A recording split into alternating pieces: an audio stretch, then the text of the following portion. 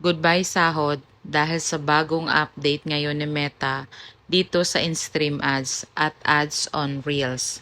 Sa mga monetize na po dyan, puntahan nyo po yung inyong monetization tools at pindutin nyo po yung in-stream ads or di kaya yung ads on Reels at dito nyo po mababasa yung bagong update ni Meta. Gusto ko lang pong i-highlight itong letter B, letter C at yung patungkol sa ating tax. Dito sa letter B, sinasabi ni Meta na wala tayong matatanggap na sahod once na makalabag tayo ng kanyang terms or policies. Kasama na po dito yung pag-a-upload ng hindi naman natin talaga video.